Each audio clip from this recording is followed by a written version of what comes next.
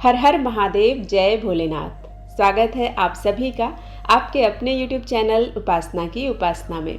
आज की वीडियो में आप जानेंगे श्रावण मास में पड़ने वाली मासिक शिवरात्रि का व्रत किस दिन रखा जाएगा, पूजा का शुभ मुहूर्त क्या है, 4 पहर की पूजा कब होगी, पूजन विधि किस प्रकार से है, पूजा में कौन सी सामग्री उपयोग करनी है और मासिक शिवरात्रि की व्रत कथा क्या है। तो यह संपूर्ण जानकारी आपके साथ इस वीडियो में शेयर कर रही हूँ। वीडियो पसंद आता है तो प्लीज़ लाइक ज़रूर कीजिएगा। चैनल पर पहली बार आए हैं तो इसे सब्सक्राइब करना बिल्कुल मत भूलिएगा। वीडियो अच्छा लगता है तो इसे शेयर भी कीजिएगा। आपसे एक अनुरोध है कि यदि आपने अभी तक श्रावण मास महात्म्य के पिछले अध्यायों को नहीं सुना है तो कृपया चैनल पर जाकर आप उन अध्यायों को भी सुने, जिससे आपको श्रावण मास महात्म्य का पूर्ण फल प्राप्त हो सके। सावन के महीने में आने वाले सोमवार व्रत, सावन प्रदोष व्रत और सावन शिवरात्रि की तिथियों का विशेष महत्व होता है। ऐसी मान्यता है कि इन तिथियों पर भोलेनाथ की पूजा उपासना और उपाय करने से सभी तरह के कष्टों से मुक्ति मिलती है और हर तरह की मनोकामनाएं भी पूर्ण होती हैं। सावन शिवरात्रि व्रत 15 जुलाई 2023 को है। श्रावण शिवरात्रि का अत्यधिक महत्व होता है और यह दिन पूरी तरह से भगवान शिव और मां पार्वती को समर्पित होता है। शिवरात्रि पर कांवड़िए शिवलिंग पर गंगा जल चढ़ाते हैं। श्रावण शिवरात्रि का त्यौहार अत्यधिक शुभ माना जाता है। सावन शिवरात्रि के दिन शिवलिंग का जलाभिषेक करने से पूरे माह की पूजा का फल प्राप्त होता है। चतुर्दशी तिथि का प्रारंभ होगा 15 जुलाई 2023 को रात 8:32 पर और चतुर्दशी तिथि का समापन होगा 16 जुलाई 2023 को रात 10:08 पर। निशिता काल मुहूर्त होगा 15 जुलाई 2023 को रात्रि 12:07 से लेकर 12:48 तक। शिवरात्रि पारण का समय होगा 16 जुलाई को प्रातः काल 5:34 से लेकर दोपहर के 3:51 तक। सावन शिवरात्रि के प्रथम पहर की पूजा होगी 15 जुलाई 2023 को शाम 7:21 से लेकर 9:54 तक। सावन शिवरात्रि के दूसरे प्रहर की पूजा होगी 15 जुलाई 2023 को 9:54 से लेकर रात्रि 12:27 तक। सावन शिवरात्रि के तीसरे प्रहर की पूजा होगी रात्रि 12:27 से लेकर 3:03 तक। सावन शिवरात्रि के चौथे प्रहर की पूजा होगी प्रातःकाल 3:03 से लेकर 5:33 तक। निशिता काल मुहूर्त होगा 15 जुलाई रात्रि 12:07 से लेकर 12:48 तक। निशिता काल में की गई पूजा संपूर्ण फल को प्रदान करती है। सावन शिवरात्रि की पूजन सामग्री में हम लेंगे शुद्ध देसी घी, दूध, दही, घी, शक्कर, शहद पंचामृत बनाने के लिए, गंगा जल लेंगे भगवान शिव का अभिषेक करने के लिए, इत्र लेंगे, गंध लेंगे, रोली, मौली, जनेऊ, आम की मंजरी, जौ की बालें, पूजा के बर्तन, कुशा का आसन, बिल्वपत्र, शमी पत्र, मदार पुष्प, भांग, धतूरा, गुलाल, अबीर, भस्म और सफ़ेद चंदन, 5 तरह के फल, दक्षिणा रखेंगे, गन्ने का रस। यदि गन्ने का रस नहीं मिलता है तो आप गुड़ को जल में मिश्रित करके भगवान शिव का अभिषेक कर सकते हैं। कपूर, धूप, दीप, रुई, मलयागिर, चंदन, शिवजी और मां पार्वती की श्रृंगार सामग्री लेंगे। सावन शिवरात्रि के दिन सूर्योदय से पूर्व स्नान के बाद व्रत का संकल्प लेना चाहिए। व्रत का संकल्प लेने से पहले पूजा स्थल पर दीप ज्योत प्रज्वलित करना चाहिए। हाथ में अक्षत, जल और पुष्प लेकर शिवरात्रि के व्रत का संकल्प लेना चाहिए। चारों पहर की पूजा का संकल्प लेना चाहिए, क्योंकि संकल्प से ही सिद्धि होती है। संकल्प लेते समय अपनी विशेष मनोकामना जरूर कहनी चाहिए। इसके बाद इस जल को भगवान शिव और मां पार्वती के चरणों में समर्पित करना चाहिए। ध्यान रखें, पूजा करने में सबसे पहले प्रथम पूज्य गणेश जी का आवाहन करके पूजा प्रारंभ करना चाहिए। निशिता काल मुहूर्त में शिवलिंग का दूध, दही, घी, शक्कर पंचामृत से अभिषेक करना चाहिए। गन्ने के रस से अभिषेक करना चाहिए। गंगा जल में काला तिल मिलाकर 108 बार महामृत्युंजय मंत्र का जाप करना चाहिए और शिवलिंग पर यह जल अर्पित करना चाहिए। इसके बाद शंकर जी की प्रिय वस्तु जैसे बेलपत्र, धतूरा, भांग, हर श्रृंगार के फूल, काला तिल अर्पित करना चाहिए। शमी पत्र अर्पित करना चाहिए। मदार पुष्प अर्पित करना चाहिए। आटे का चौमुखा दीपक बनाकर घी का दिया जलाएं। भगवान शिव के पंचाक्षरी मंत्र ओम नमः शिवाय का निरंतर जाप करते रहना चाहिए। इस मंत्र के जाप से दैहिक, दैविक, भौतिक सुखों की प्राप्ति होती है। दैहिक, दैविक, भौतिक तापों से मुक्ति प्राप्त होती है। शास्त्रों के अनुसार 4 पहर की पूजा करने से व्यक्ति जीवन के सभी पापों से मुक्त हो जाता है। अर्थ, धर्म, काम और मोक्ष की प्राप्ति होती है।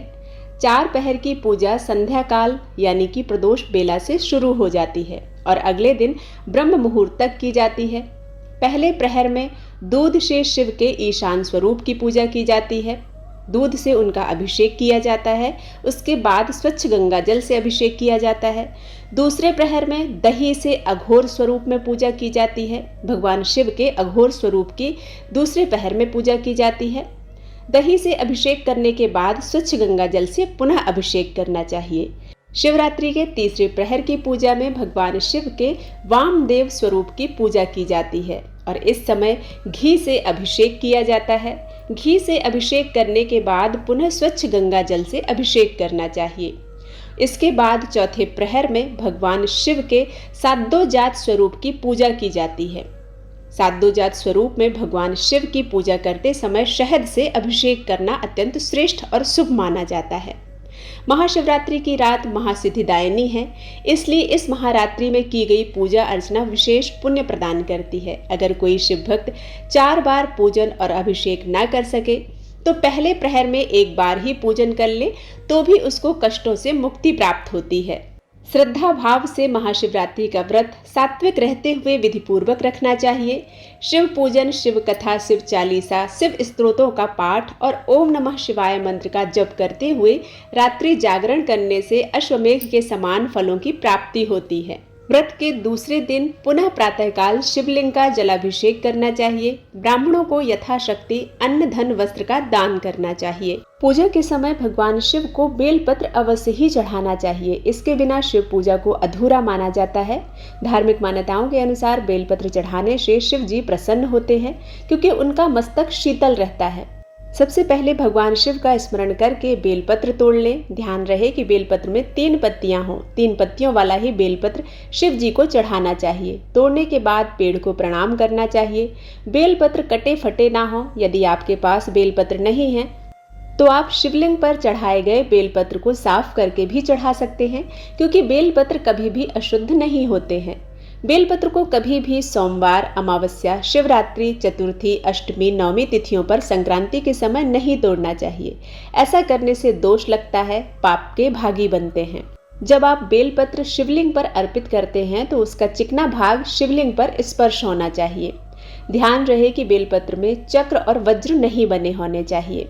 आप शिवजी को कम से कम 3, 5, 7, 11 बेलपत्र चढ़ाएं। विशेष मनोकामना की पूर्ति के लिए चंदन से बेलपत्र पर जय श्री राम लिखकर ही अर्पित करना चाहिए। भगवान शिव पर बेलपत्र अर्पित करते समय इन मंत्रों का उच्चारण करना चाहिए। दर्शनम बिल्वपत्रस्य स्पर्शनम पापनाशनम अघोर पाप संहारम बिल्वपत्रम शिवार्पणम त्रिदलम त्रिगुणाकारम त्रिनेत्रम च त्रिधायुधम त्रिजन्म पाप संहारम बिल्वपत्रम शिवार्पणम अखंडै बिल्वपत्रस्य पूजयै शिव शंकरम कोटिकन्या महादानम बिल्वपत्रम शिवार्पणम गृहाण बिल्वपत्राणि सपुष्पाणि महेश्वर सुगंधीनि भवानीश शिवत्वम कुसुम प्रिया। यदि आप इस मंत्र को नहीं पढ़ सकते हैं तो भगवान शिव के सामने आसान सा पंचाक्षरी मंत्र ओम नमः शिवाय जाप करते हुए बेलपत्र शिवलिंग पर अर्पित करें। बेलपत्र चढ़ाने से भगवान शिव अत्यंत प्रसन्न होते हैं। शिव कृपा से दरिद्रता दूर होती है और सौभाग्य की प्राप्ति होती है। धन धान्य में वृद्धि होती है, संकट दूर होते हैं, सेहत अच्छी होती है और सभी मनोकामनाएं पूर्ण होती हैं। इस प्रकार भगवान शिव और मां पार्वती की शिवरात्रि के शुभ अवसर पर पंचोपचार, षोडशोपचार यथाशक्ति पूजन करना चाहिए और अंत में शिवरात्रि की कथा का पठन या श्रवण करना चाहिए। कथा पठन और श्रवण के बाद आरती करनी चाहिए। आरती के बाद 2 लौंग रखकर कपूर से भगवान शिव और मां पार्वती की शिव परिवार की आरती करनी चाहिए। आरती के बाद पूजा में की गई गलतियों के लिए क्षमा अवश्य मांगना चाहिए क्योंकि जाने अनजाने जो भूल चूक होती है उसके लिए हमें भगवान से अपनी पूजा के अंत में क्षमा जरूर मांगना चाहिए। आइए अब शिवरात्रि की कथा का श्रवण करते हैं। प्राचीन काल में एक शिकारी जानवरों का शिकार करके अपने परिवार का पालन पोषण करता था। एक रोज वह जंगल में शिकार के लिए गया, लेकिन दिन भर भागदौड़ करने पर भी उसे कोई शिकार प्राप्त नहीं हुआ। वह भूख प्यास से व्याकुल हो गया। शिकार की बाट निहारता निहारता वह एक तालाब के किनारे बेल वृक्ष पर अपना पड़ाव बनाने लगा। बेल वृक्ष के नीचे शिवलिंग था जो बिलपत्रों से ढका हुआ था। शिकारी को इस बात का ज्ञान नहीं था। पड़ाव बनाते बनाते उसने जो टहनियाँ तोड़ी वे संयोग से शिवलिंग पर जा गिरी। शिकार की राह देखते देखते वह बिल्व पेड़ के पत्ते तोड़ तोड़ कर शिवलिंग पर अर्पित करता गया। दिन भर भूखे प्यासे शिकारी का व्रत भी हो गया और शिवलिंग पर बेलपत्र भी चढ़ गए। इस तरह वह अनजाने में ही किए गए पुण्य का भागी बन गया। रात्रि का एक पहर व्यतीत होने पर एक गर्भिणी मृगी तालाब पर पानी पीने आई। शिकारी ने धनुष पर तीर चढ़ाकर ज्यों ही प्रत्यंचा खींची, मृगी बोली, शिकारी मुझे मत मारो, मैं गर्भिणी हूँ, शीघ्र ही प्रसव करूंगी। तुम एक साथ 2 जीवों की हत्या करोगे जो ठीक नहीं है। मैं अपने बच्चे को जन्म देकर शीघ्र ही तुम्हारे पास वापस आ जाऊंगी, तब तुम मुझे मार लेना। शिकारी को हिरणी सच्ची लगी। उसने तुरंत प्रत्यंचा ढीली कर दी और हिरणी झाड़ियों में लुप्त हो गई। कुछ समय के उपरांत एक और हिरणी वहां से निकली। शिकारी बहुत खुश हुआ कि अब तो शिकार मिल गया। हिरणी के समीप आने पर उसने धनुष पर बाण चढ़ाया। हिरणी ने विनम्रतापूर्वक निवेदन किया कि हे शिकारी, मैं थोड़ी देर पहले ही ऋतु से निवृत्त हुई हूँ, कामातुर विरहिणी हूँ, अपने प्रिय की खोज में भटक रही हूँ। अपने पति से मिलकर शीघ्र ही तुम्हारे पास आ जाऊंगी। शिकारी ने उसे भी जाने दिया। 2 बार अपने शिकार को उसने स्वयं खो दिया। इस कारण वह बहुत परेशान हो गया। वह चिंता में पड़ गया। रात्रि का आखिरी पहर बीत रहा था। तभी एक अन्य मृगी अपने बच्चों के साथ उधर से निकली। शिकारी के लिए यह स्वर्णिम अवसर था। उसने धनुष पर तीर चढ़ाने में देर नहीं लगाई। वह तीर छोड़ने ही वाला था कि मृगी बोली, हे शिकारी, मैं इन बच्चों को पिता के हवाले कर लौट आऊंगी। इस समय मुझे मत मारो। शिकारी हंसा और बोला, सामने आए शिकार को छोड़ दूं? मैं ऐसा मूर्ख नहीं हूँ। इससे पहले मैं 2 बार अपना शिकार खो चुका हूँ। मेरे बच्चे भूख प्यास से तड़प रहे होंगे। उत्तर में मृगी ने कहा, जैसे तुम्हें अपने बच्चों की ममता सता रही है, ठीक वैसे ही मुझे भी अपने बच्चों की चिंता सता रही है। इसलिए सिर्फ बच्चों के नाम पर मैं थोड़ी देर के लिए जीवन दान मांग रही हूँ। हे शिकारी, मेरा विश्वास करो, मैं इन्हें इनके पिता के पास छोड़कर तुरंत लौटने की प्रतिज्ञा करती हूँ। मृगी का दीन स्वर सुनकर शिकारी को उस पर दया आ गई। उसने उस मृगी को भी जाने दिया। शिकार के अभाव में बेल वृक्ष पर बैठा शिकारी बेलपत्र तोड़ तोड़ कर नीचे फेंकता जा रहा था। जैसे ही सुबह हुई तो एक हष्ट पुष्ट मृग उसी रास्ते पर आया। शिकारी ने सोच लिया कि इसका शिकार वह अवश्य करेगा। शिकारी की तनी प्रत्यंचा देखकर मृग विनीत स्वर में बोला, हे शिकारी भाई, यदि तुमने मुझसे पूर्व में आने वाली 3 मृगियों तथा छोटे छोटे बच्चों को मार डाला है तो मुझे भी मारने में विलंब मत करो, ताकि उनके वियोग में मुझे एक क्षण भी दुख न सहना पड़े। मैं उन मृगियों का पति हूँ। यदि तुमने उन्हें जीवन दान दिया है तो मुझे भी कुछ पल जीवन दान देने की कृपा करो। मैं उनसे मिलकर तुम्हारे सामने उपस्थित हो जाऊंगा। मृग की बात सुनते ही शिकारी के सामने पूरी रात का घटना चक्र घूम गया। उसने सारी कथा मृग को सुना दी।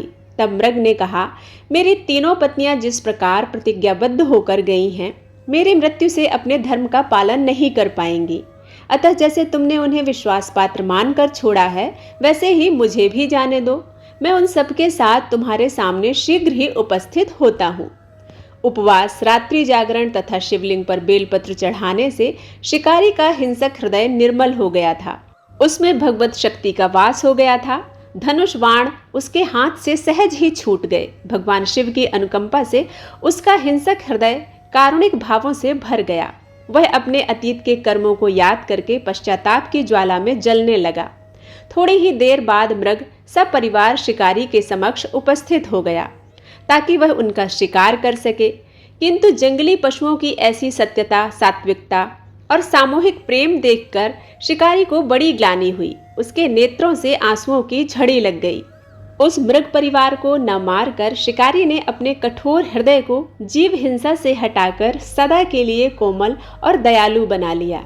देवलोक से समस्त देव समाज भी इस घटना को देख रहा था। घटना की परिणति होते ही देवी देवताओं ने पुष्प वर्षा की, तब शिकारी तथा मृग परिवार मोक्ष को प्राप्त हुए। बोलो उमापति महादेव की जय। कथा के बाद भगवान शिव मां पार्वती की आरती करना चाहिए। आरती के बाद 2 लौंग रखकर कपूर से भगवान शिव मां पार्वती की पूरे परिवार के साथ आरती करना चाहिए।